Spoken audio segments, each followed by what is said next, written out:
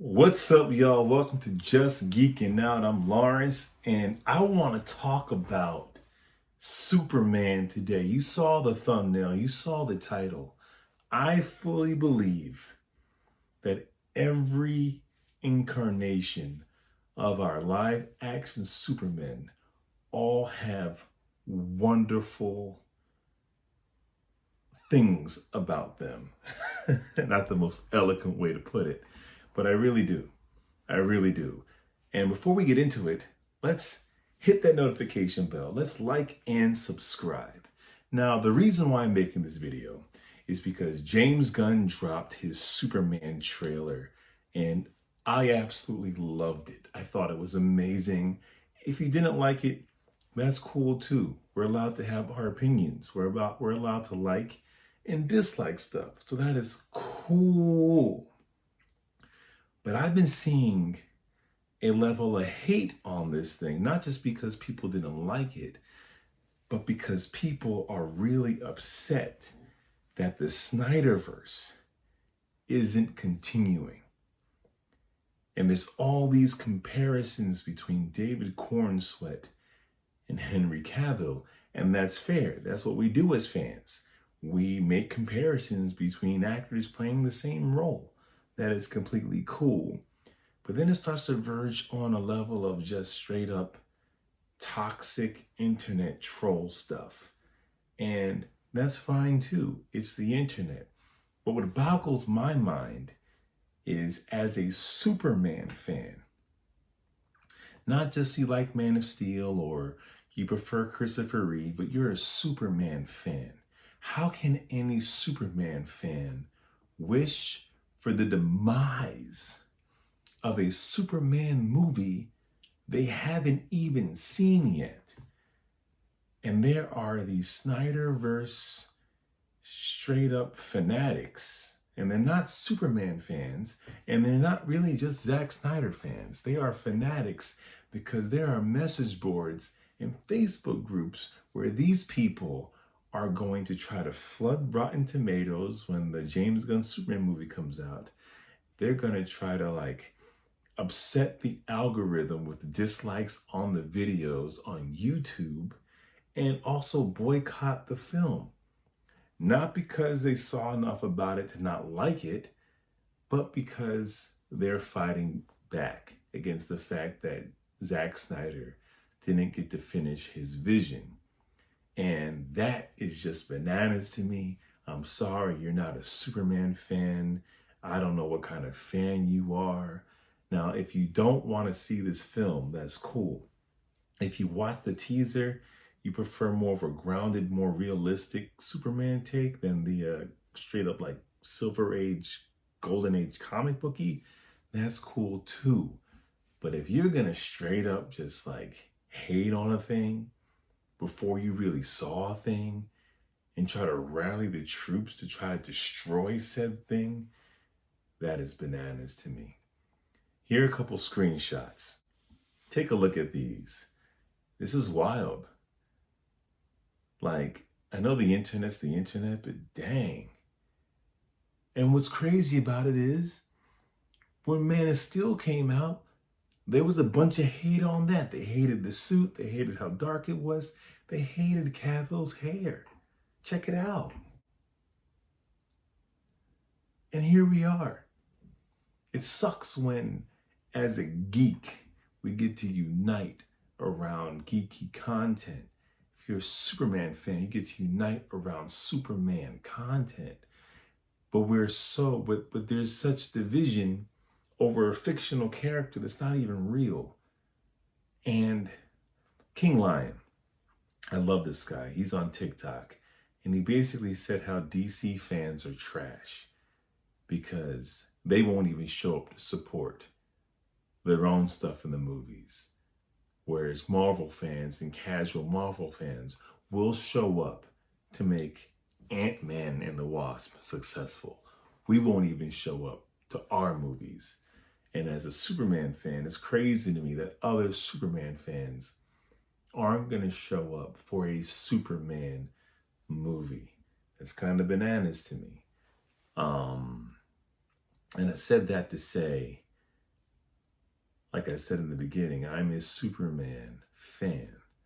So I was hyped for Man of Steel. It came out on my birthday, and I am hyped for this new Superman movie. And I just want to point out that I'm an 80s baby. I'm 42 years old. So I remember growing up when we didn't have a superhero movie coming out every summer. We didn't have 5 of these joints coming out back to back to back. And when they did come out, they did everything in their power to make sure they didn't like tiptoe too far into the comic bookness. You know, our X-Men movies, they were in black leather. Batman, black rubber suit. Like they didn't, like these movies were great, but they didn't embrace their comic book roots. And we're now finally at a time where movies are doing that, thanks to the MCU. You know, we got Wolverine in a yellow suit. Finally, we're at that place. So to see a Superman film that's going to jump all the way into the comic book geekiness of it is thrilling to me. And the fact that we're in a place in entertainment where that's acceptable now, that's amazing. But it's also no knock to Zack Snyder and his take. So I wanted to make a video, I'm 6 minutes in, to talk about all the things I like about every live action interpretation of Superman. Minus the George Reeve and Kirk Allen, to be honest with you. I didn't really watch much of those series or serials back in the day. I wasn't born, but even when they came on, I didn't really watch it. So I don't have much of an opinion of it. Just like I don't have much of an opinion of the James Gunn Superman movie because I haven't seen it. I just saw a teaser, so I can't have much of an opinion about it outside just the costume and tone. So keep that in mind. If you haven't seen it, you can't have that much of an opinion. Anyway, here we go. Christopher Reeve, Superman. I don't even need to say all the good things about this actor and this portrayal. I mean, chef's freaking kiss. And what's interesting is, when you think about his movies, objectively, I love them all, but objectively, only Superman 1 and 2 are like great. 3 is okay, and 4 is, most people say 4 is bad. So if you think about Christopher Reeve as Superman, he only had 2 out of 4 good movies, objectively speaking. But he is so good in the role. He exudes strength and warmth and hope, and he looks like he came out of the comic book so much that he actually transcends the movies he's in. He's actually bigger than the movies he's in. It's like Superman just kind of came to life. And no one has, he sets the standard, not just for Superman, but for all superheroes, movies and film. Sorry, movies and films, the same thing.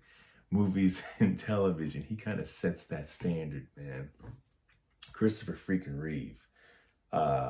Next up, Dean Cain. Dean Cain, Lois and Clark.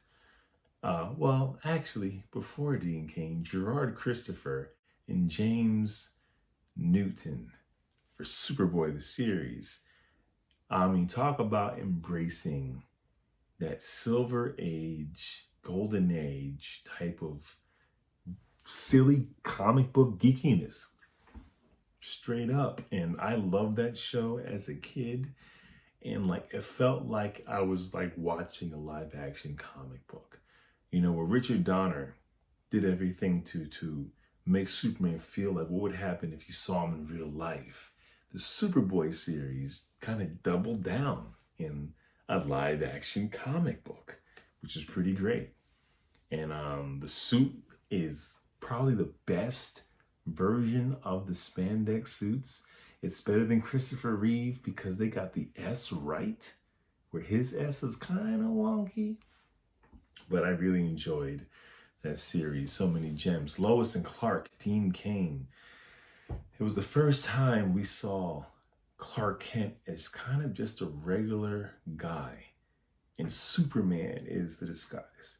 We got to see Clark kind of do daily things that we do, but he's Superman. So he's on the phone talking and he just starts walking up the wall because he can defy gravity. Or He takes his father to the gym, and there's a bully at the gym. And of course, Clark's going to use his powers a little bit to like put the bully in his place. We kind of got to see Clark do what we might do if we were Superman in our civilian identity. And Dean Cain had so much charm, and just, it was funny. And of course, the heart of the series, Lois and Clark, was the romance. It was a straight up kind of like you're too young for moonlighting, but it was like that will they, won't they romance. And you really got to see the chemistry of Lois and Clark. Christopher Reeve film, you saw the chemistry between Lois and Superman, which is very different than the chemistry between Lois and Clark in that series. And I just thought that was just chef's kiss. I loved every minute of that series. And Dean Cain brought something real human and special to that role. Next up, we got, Tom Welling. Tom freaking Welling. I don't even know if I need to say much about the guy who played Clark Kent the longest. Yeah, I mean, Cavill probably was Superman off and on for maybe almost 10 years, but Tom Welling played that character for 10 seasons of Smallville. And we got to see what it would be like for Clark growing up at that point in time in modern times, having to hide who he is, and instantly relatable. If you ever felt like you didn't fit in as a teenager, it just felt like, there's a part of you that nobody gets. Like this show like hits that, and the girl you wished you were with is kind of with the popular guy in school. Like it kind of hit on a real human level. And then to watch Clark like develop his powers slowly until the end where he becomes Superman. We see a CGI Superman. Don't ever get to see Tom Welling in the suit.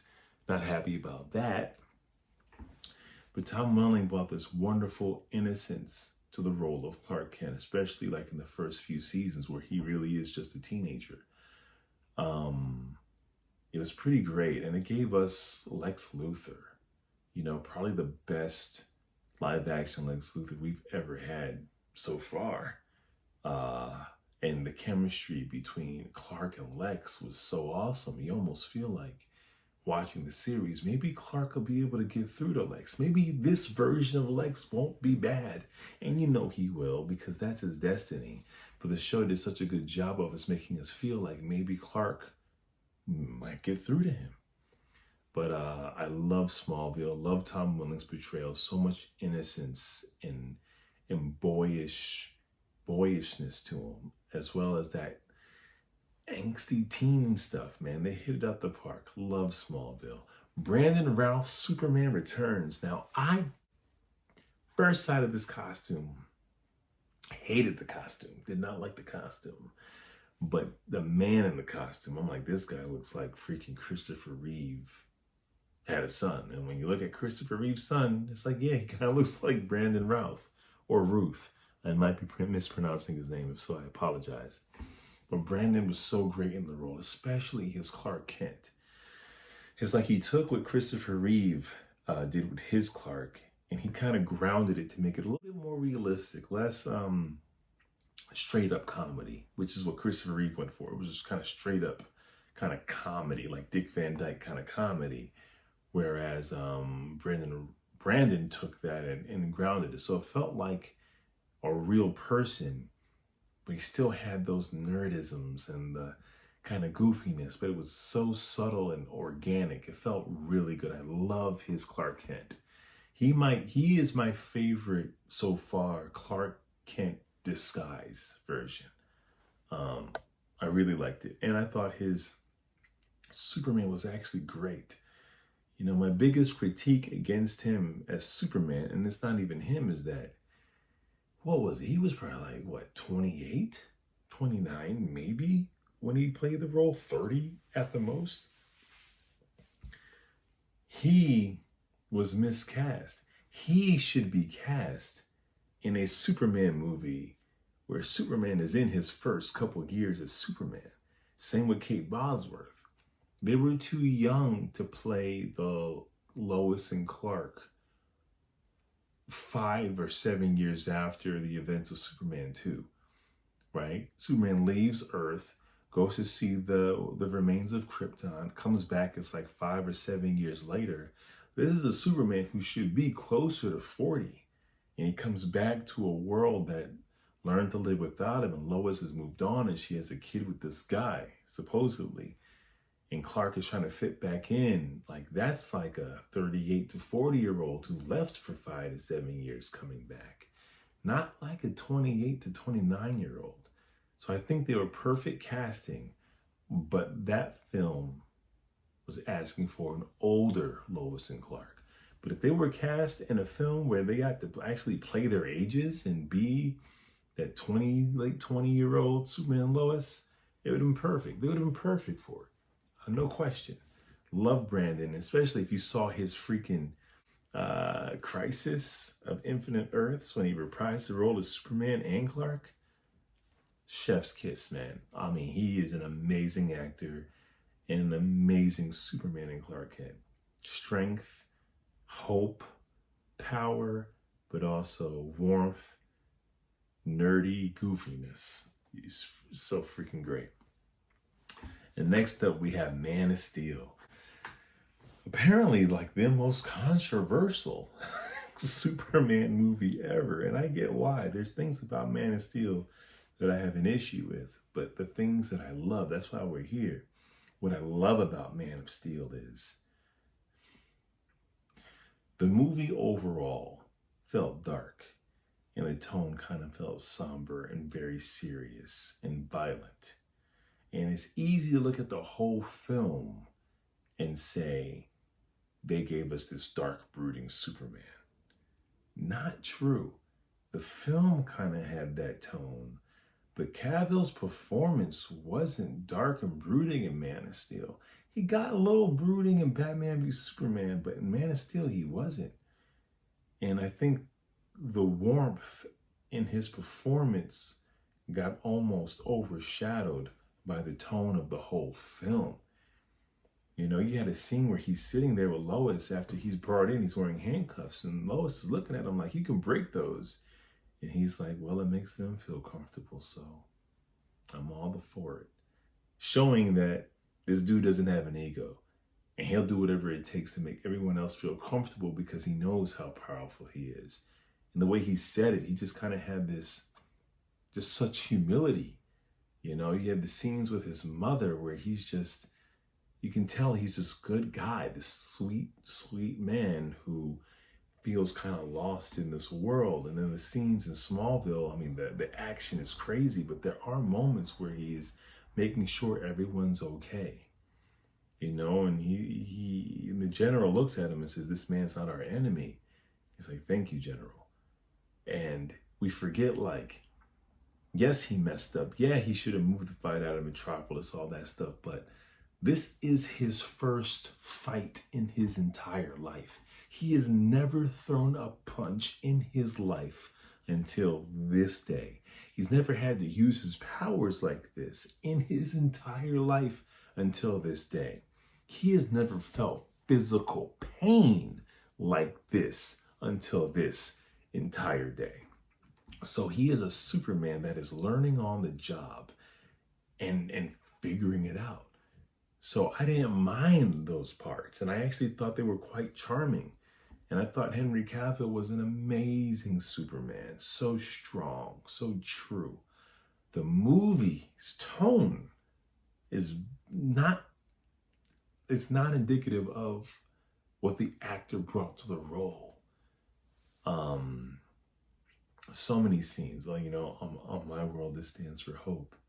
And when he's in the spaceship and his father's like, Kal-El, he's like, Kal-El, that's my name. So yeah, I think we confuse the tone of the film and mistake it for Henry Cavill gave us this cold Superman. So not true. He had warmth, he had strength, he had power. He also had a tenderness to him. Yeah, I mean, I can keep going on, but yeah, we have to be able to look at the film and actually see what the character represents. And yeah, anyway, Love Henry Cavill. Next up, now this is, in my opinion so far, the best live action interpretation of Superman ever made, which is Superman and Lois. Tyler Hoechlin's Superman is freaking chef's kiss. I did a whole video on why he is the best Superman ever. You can go check that out. But basically, he exudes all the qualities of Superman. He is charming, he is warm, he is the Boy Scout through and through. It's like if you took Christopher Reeve and the kind of hope and inspiration that he brought to the role, but then you put on the grounded seriousness of the Snyder films and you kind of merge them together, you get Tyler Hoechlin's Superman as Superman and Lois. It's very grounded, it's very much in the real world, but he is still this hopeful kind of goofy Boy Scout. And when he's Clark, it is so wonderful. And then when he's Superman, he's so strong. But he doesn't make it like they're separate people. They're just different aspects of his personality. I mean, there was one scene where he runs in, like he super speeds in to tell his sons he got them tickets to wrestling. Kind of like a goofy dad. We're going to go see wrestling. And of course, his teen sons are like, we got plans. And you see the look on Clark's face like, what? It's just so human. It's so human. His portrayal is absolutely amazing. Best live action Superman ever. If you don't believe me, watch my video and then comment on it. And then we got David Cornsweet. We don't know much about him, so we can't say much. But I think he looks like Superman. Dude is freaking tall. He has muscles, square jaw, blue eyes, dark hair. I mean, Superman isn't that complicated as far as the way he looks. And this guy looks like Superman. And seeing him in the costume, he exudes kind of hope and warmth and charm. And that can all change once we see his performance, once we see what the character actually is, because we don't know yet. We're just going off of pictures. But right now, he exudes that, that similar to Christopher Reeve, that type of awe-inspiring but very warm Superman. And the costume's growing on me. At first, I didn't like it. And then I saw the behind-the-scenes footage, stills with the colors, and I kind of love it now. And I kind of love it that it is a little baggy, and I love the things I didn't like about it. I'm starting to love about it as I start to hear what they had to say about how he chose to wear this costume and the trunks on the outside because he wants to come off as non-threatening as possible. He wants children to like him. He wants to be liked because he knows how powerful and scary he could be, how imposing he could be. So he dons a suit to kind of take that aspect away, which I love. So that's making me fall in love with it. I also love that it is the opposite of Henry Cavill's suit in every way. And that's not me saying I don't like Henry Cavill's suit. To be honest with you, Henry Cavill's Man of Steel suit is the best Superman suit ever made. And it really would be, without a shadow of a doubt, if they got the colors right. If it was the colors at the end of Black Adam, then we're talking, there's no argument. Trunks, no trunks, I'm cool with it either way. But I love that it's very different. It's a different Superman. And we're going to let the Cavill version stay right here. And we're going to love it and we're going to respect it. But we're going to do something different over here. We're not going to try to redo what they did and go over that. No, like do something the complete opposite. I think that's the way. I think that's what the Snyderverse fanatics are missing, is the fact that James Gunn is going so opposite of what Snyder did. That's him respecting what Snyder did. He's not trying to go in there and redo what Snyder already did. He's not trying to go in there and make us forget Snyder existed by just taking all those elements and just doing them over again. No, he's like, that exists over here. That's a wonderful take. I'm going to give you one that's almost the opposite. And that's pretty freaking brilliant. I like that. You can like both for completely different reasons. Apples and oranges. You know, I love The Batman, starring Robert Pattinson. I love The Batman. I love the Nolan films. But I also love the 66 series. And I'm not saying that James Gunn's movie is going to be the 66 series, but I appreciate the different interpretations of the character. I think we're very fortunate to still be getting different interpretations of the character because they can stop making Superman movies tomorrow. We don't ever have to get another one or another series. So anyway, I'm going to get off my soapbox right now. I think all the films and every interpretation has its flaws and things we don't like. But if you're a Superman fan, there is something in all of these films and TV shows that is just wonderful to watch and experience. I mean, Superman Returns, Brandon Routh, I don't think there's a better save in a Superman movie than when he saves that airplane falling out the sky. That was freaking dope. Just straight up save, not fighting people, but a save. I don't think anything touches that. You know, as far as the raw power and seeing Superman in a fight, nothing touches Man of Steel at all. When it comes to the complexities of a dual identity and trying to do the best to raise his family and be man and Superman, nothing touches Superman and Lois. Nothing at all. When it comes to exuding truth, justice, and the American way, when it comes personified, nothing touches Christopher Reeve's performance at all. When it comes to being a fish out of water and having to step into a destiny that's too big and maybe the shoes are too loose, but you're going to do it anyway because you have to take that first step, nothing touches Smallville at all. You get my point. When it comes to just being zany and wacky and having freaking fun using all Silver Age characters, nothing touches Superboy. If you're talking about straight up the romance at every level, from I don't even know if I like you, to bickering, to banter, to stealing kisses, to revealing your secret identity, to the will they, won't they, and they finally get together and it's great. Nothing touches Lois and Clark as a straight up romance. We are blessed to have all these different versions of a character that we all love. And yes, we're going to love some versions more than others. And some versions we're going to hate. But it's still dope that the character is getting time in the sun. So please, just enjoy what we have, because it can all go away tomorrow. They don't have to make a Superman movie or TV series ever again if Warner Brothers doesn't want to. So just enjoy it. And if you don't want to see James Gunn's Superman movie, don't. But I don't know, rallying the troops together to try to make this movie fail, just feels like there's better things you can do with your time. Just my humble opinion. If I offended you, I'm sorry, that wasn't my intention. I just want us to all be happy and enjoy Superman. Anyway, thank you all for watching and indulging my soapbox moment. I'll be back, same super time, same super channel. Peace.